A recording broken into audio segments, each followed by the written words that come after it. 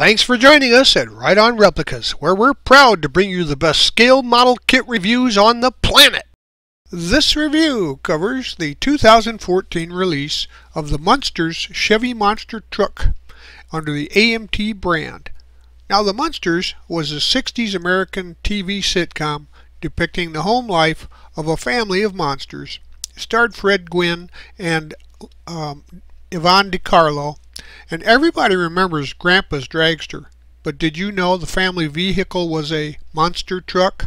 Yep, that pun was intended. Now this kit is a vintage kit, and it's number 863 in 1/25th scale for the intermediate builder. It's out of production now, but you can still find them at online auction sites.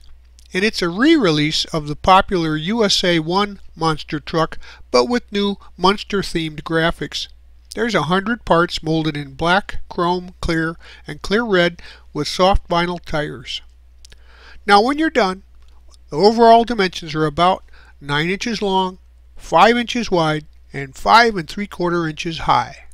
Here are the decals for this kit. The register is good and the color is vibrant.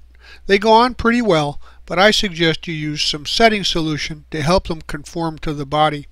We'll be using mostly Model Masters cement, liquid cement for this, sometimes epoxy glue for strength, and occasionally a little bit of super glue for fragile parts. White glue is used for clear parts too. The first thing I did was wash and rinse the parts in some mild soap detergent and let them air dry. Then I sprayed all the parts with a medium gray primer. The black that they're molded in is too dark for some of the colors I'll be using. Then I gathered up these parts to build the motor. Assembled the block halves, oil pan and the heads, and then I painted the block sublime green and the transmission aluminum. The carbs are copper and the belt is flat black. The oil filter is orange and the starter is black with a copper solenoid. Now the air filters are flat white. Assemble the intake, blower and blower front, and then add the carbs and air filters to that. Then install that unit onto the motor. Then add the valve covers to the heads, install the motor's front cover and add the belt. Then put the starter and the oil filter into place. Next, I found the headers and the collectors, and I made a small distributor for the kit so that I could wire the motor. Then I found a wiring diagram online for Chevy motors, and I drilled out a hole for the distributor shaft and installed it with some super glue, and then I drill out the locations on the heads for the spark plugs. Cut a small part of jewelry tubing for the boots and slide it onto each wire, then install the distributor with some super glue. Now put the wire through the headers and then into the 2 wires per slot, and then match the wires up to the diagram and cut that to fit.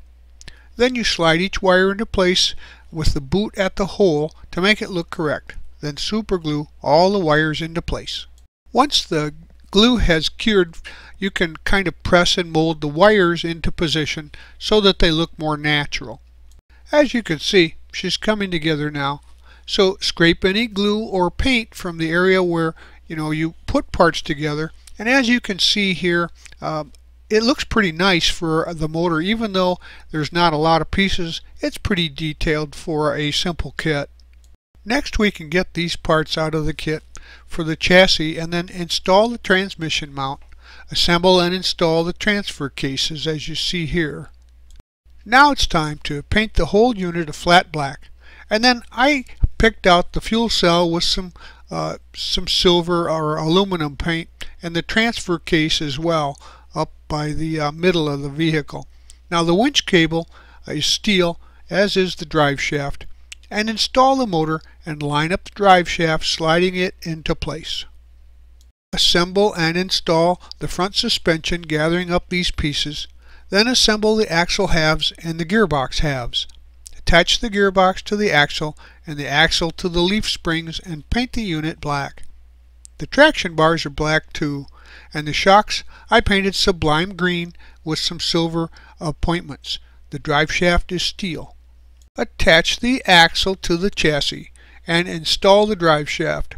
Then add the traction bars from the frame to the axle and add the shocks into place on the axle and frame. Now we'll gather up these pieces to assemble and install the rear suspension. And remember, you have to scrape the paint off for your glue to adhere to the pieces. Assemble the axle halves and the gearbox halves. Then attach the gearbox to the axle and the axle to the leaf springs and paint the unit black. The traction bars are black and the shocks are sublime green with silver appointments, and the drive shaft is steel again. Now attach the axle to the chassis and install the drive shaft there. Add the traction bars from the frame to the axle and then add the shocks into place on the axle and the frame. I'm going to deviate from the instructions here by working on the tires and wheels. Now I move this up to finish the chassis completely, as then I can install the completed body onto the chassis without the chance of damaging it when adding the tires into place. The rim front and backs are painted sublime green, and then install the hub center into the front rims. Now these tires are directional, and the front rim hole is smaller than the rear, so keep those straight. Now this makes the installation easy, but you just have to be aware. The tires also have an A or a B on them for location on the truck. So install the rims into the tires and glue them together. The directional tire means that the point of the arrow hits the ground first as the tires are moving forward. Now we can install the tires simply by snapping them into place onto the axles. We're making quick progress as we already have a rolling chassis to build the rest of the vehicle on. Locate these pieces to start the interior, which is next, and the exterior is flat black with a red interior. The seats are red, as is the dash and all the dash parts. The boot and the shift knob are flat black on the shifter. The interior highlights are then done in black, and the dash is detailed separately. Glue the instrument panel to the dashboard, and I went out and found some decals that emulated the Chevy 1500 truck instrument panel, and I downloaded the photos and sized them to fit the opening, just shy of about a ½ inch, and printed those in a colored printer. Now the radio faces are done the same way, and I cut them out and glued them into place using some white glue, so they get attached to the instrument and radio faces, and then you can add the steering wheel into place.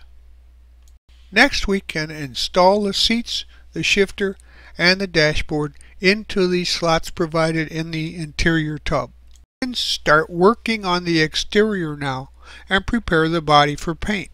So check closely for any mold lines or blemishes and repair them with some sandpaper and about a 600 grit or file sticks, and then wet sand the entire thing with some 800 grit wet paper, then wash and dry the parts.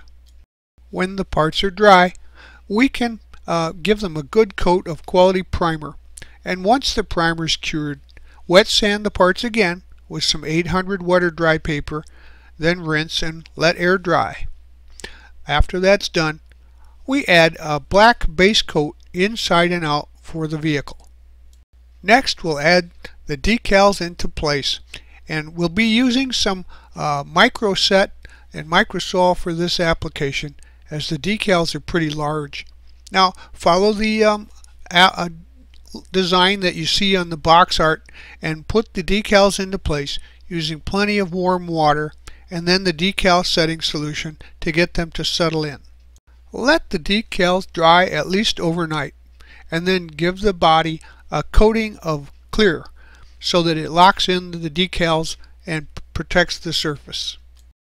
Using some white glue or crystal clear, install the windows into place. It's a one-piece unit and it fits right into the roof. Get these engine bay pieces out and they'll be installed. Paint the battery flat black and the water bottles white with black caps, and then paint the radiator flat black as well. Assemble and paint the brake booster black and steel. Now note that the radiator hose, and both water bottles are not used in the instructions, but you can add them if you wish. Then add the brake booster to the firewall and install that. The battery and the water bottles have location tabs on the fenders, and the radiator slides into place. Just remove the paint before you glue them into position. Do a test fit to see where the interior fits, and then scrape the paint so that you can glue it into position. Next, then, we'll put the chassis into place under the body and just slide the chassis in there from the rear and snap it into position.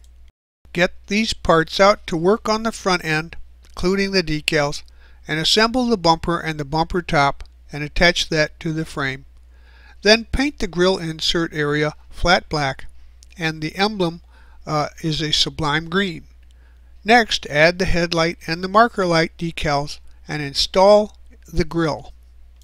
Next, we'll locate the rear bumper and taillights, and remember, you have to remove plating before you can glue it to the body. So do that, and then go ahead and add the bumper and the taillights into position. And I used a little bit of clear glue for the taillights. Now you can finish up the engine detailing, but I found that the radiator hose didn't fit.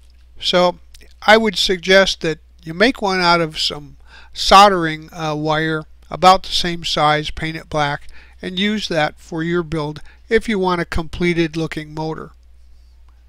Our final steps are to assemble and install the roll bar, and the light lenses are clear green and they're installed into the bezels, and then assemble the roll bar and the rear supports. Next, add the lights and install that into the bed of the truck. Now add the side mirrors to the doors. This kit has seen a number of boxings, and you'll have a few pieces left over to add to your parts stash. Well, there you have it.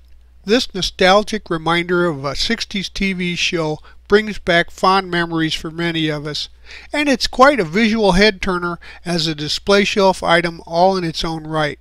It's a fun build, and it's mostly like a stock truck. In fact, there's some extra parts in here that you could probably use to build a stock 4x4 truck.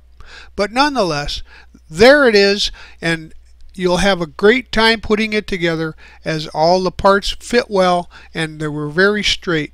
So if I were you, I'd buy one and put it on my shelf. Well, we hope you like this premium step-by-step model kit build and review, and so that you don't miss any more, please add us to your YouTube subscriptions. You could also find us on Facebook and at our website, rightonreplicas.com. Thanks!